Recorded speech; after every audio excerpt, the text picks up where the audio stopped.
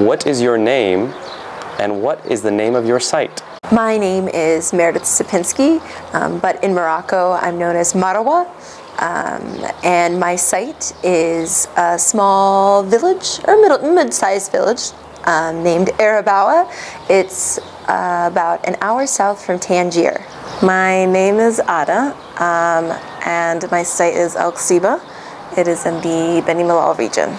So my name is Katie Bursajay, and my site is El Menzel. Hi, my name is Kimberly Valle, and the name of my site is Tata. My name is Jesse Altman, and my site is called Moulay Bouaza. My name is Kiana Cohen, and I live in El Hanshan, which is in Essaouira region, beautiful region.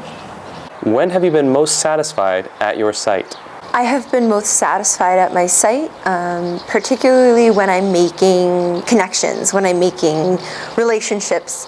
There's specifically a group of women at a cooking class that I've been able to meet, and it's awesome when we're cooking something and I understand what they're saying, or they make a joke and I understand what they're saying. It brings a sense of community to me. I'm not looking at them as like a teacher perspective. I'm looking at them as a friendship perspective, and I never thought that I would be friends with a bunch of Moroccan mamas in Morocco, and now I am. And so any experience I have with them makes me just feel really great.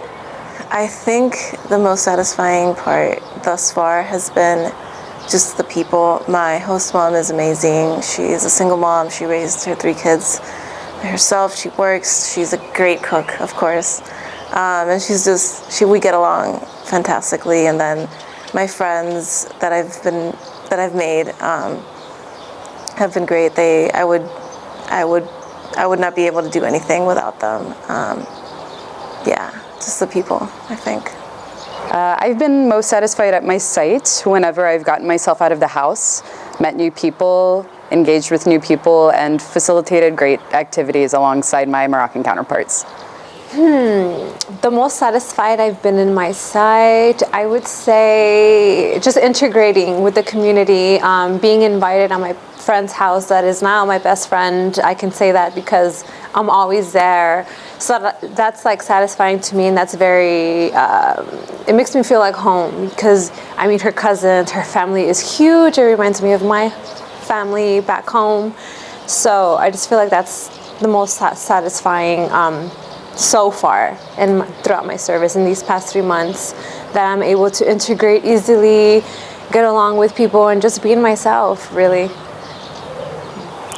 I think I was most satisfied at my site during the first month when I went on an outing with the environmental club at my Dar Shabab, because I really got to just see some of the really beautiful nature near my site and hang out with Drari, and I felt like a member of the community in that moment, and that was a really great day. So I was invited a couple of weeks ago to a wedding. And I had a bunch of things going on during the day, so I was like, I don't know when I can go. I'll try and stop by. Now in America, we don't stop by weddings. That's weird and rude. But in Morocco, it doesn't seem to be an issue. So I walk into this wedding, and my aunt was supposed to go with me, and she decided, no, I don't really want to go with you. Just go, no problem. And I was like, I don't know anybody here. I don't want to walk into a random wedding where I don't know the bride or the groom or how these things work or what. But I was like, fine, I'll go in. Moroccans are hospitable, I'll go in. And I walk in, and sure enough, there are, 60 women there, half of which I know, half of which I teach their daughters. I'm sitting in the middle of these older women, and they're playing shabi around me, and we're singing and we're dancing. And for 5 minutes, as I'm sitting on the floor in between all these women, and all of them are looking at me and asking me, and I know them, I realized how incredible it was that I'm in this foreign country, meeting these people, experiencing their culture, and that they're inviting me in.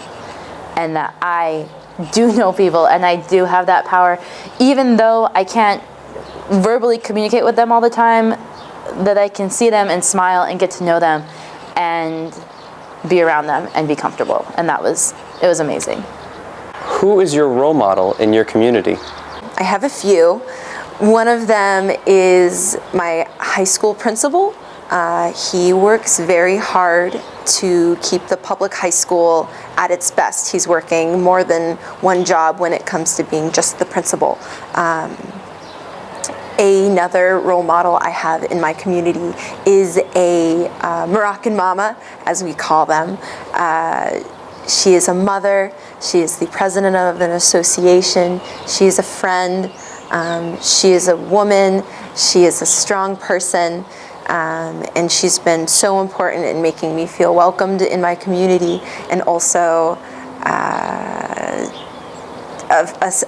practically a sister.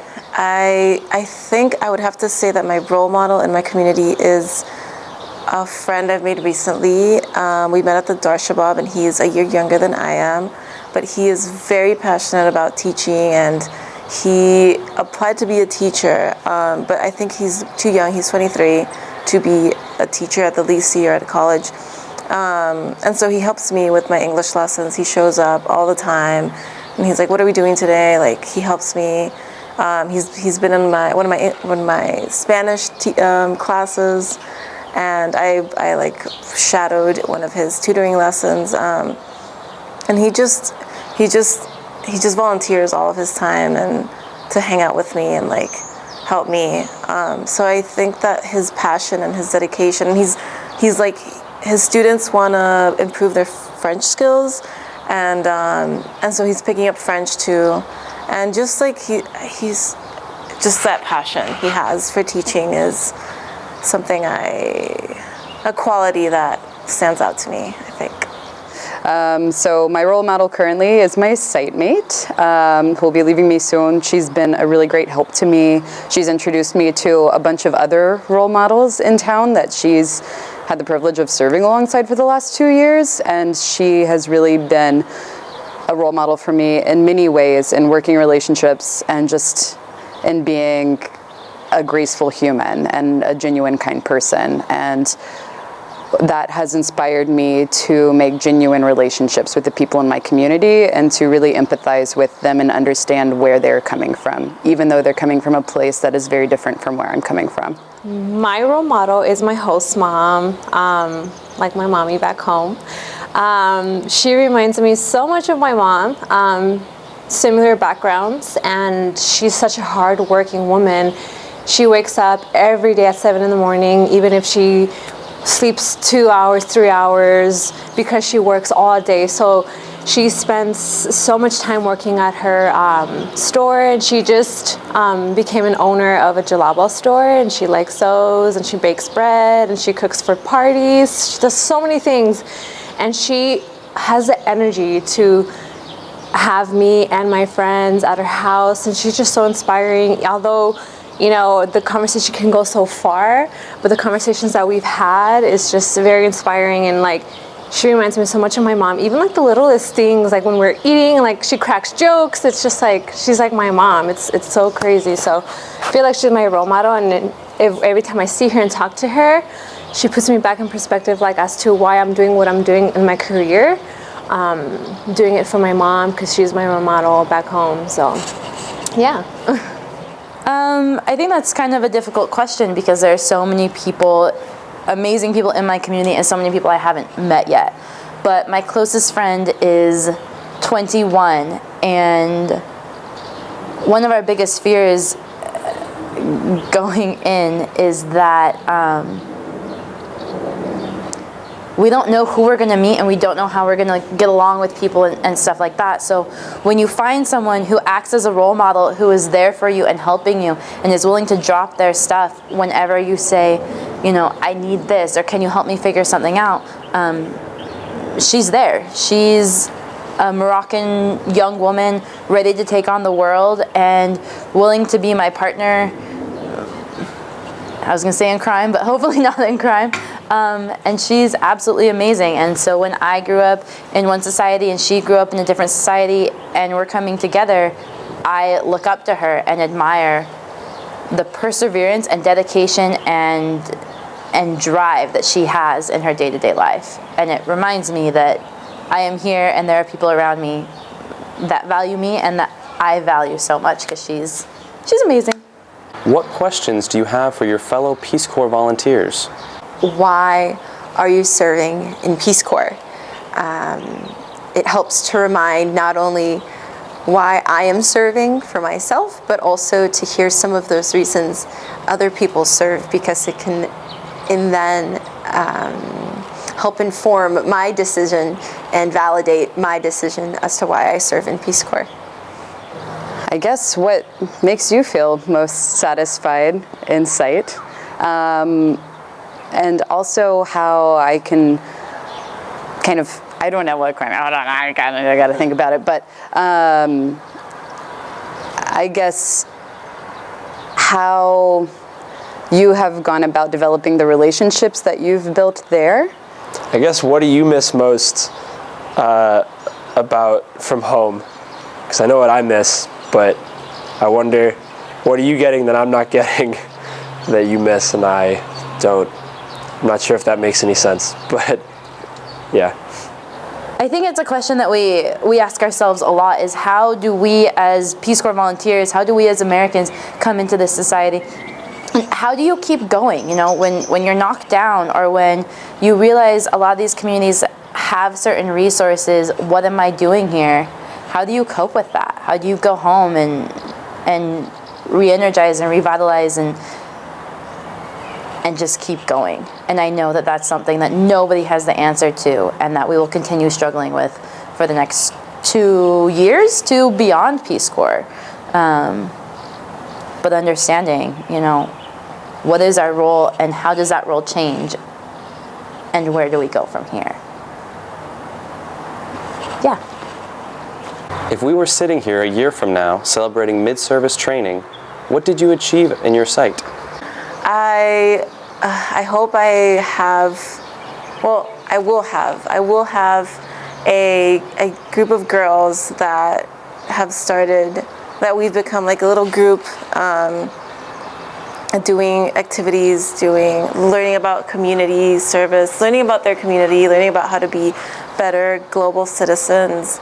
I hope I have a group of guys that are also wanting to be better human beings, and be just better. I will have an environmental group, hopefully, and I'll be thinking of new projects that I can do with other community members, other PCDs, collaboratively.